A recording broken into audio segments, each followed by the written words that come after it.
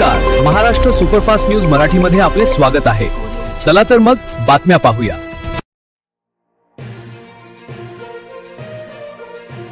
नमस्कार, आपण पाहत आहात महाराष्ट्र सुपरफास्ट न्यूज मराठी।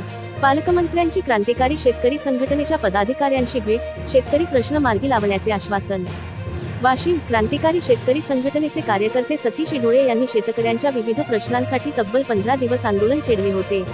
पीक विमा, कर्जमाफी, जलजीवन मिशनमधील बोगस कामे, शेतकऱ्यांना न मिळणारे खते व बियाणे तसेच रोजगार हमी योजनांमधील कथित गैरप्रकार या संदर्भात संघटनेच्या वतीने सातत्याने आवाज उठविण्यात येत होता।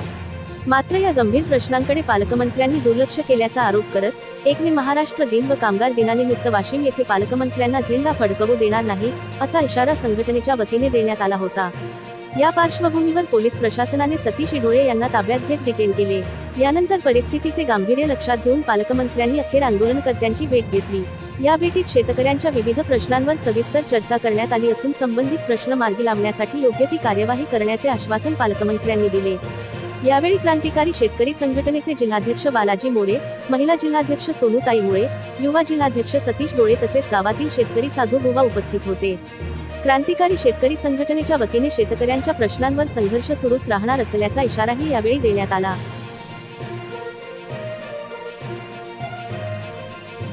महाराष्ट्र सुपरफास्ट न्यूज मराठी करिता वाशिम प्रतिनिधी किशन काळे। अशाच नवनवीन बातमी पाहण्यासाठी आमच्या YouTube चॅनल लाईक व सबस्क्राईब करा, बेल आयकॉन बटन दाबून शेअर करा।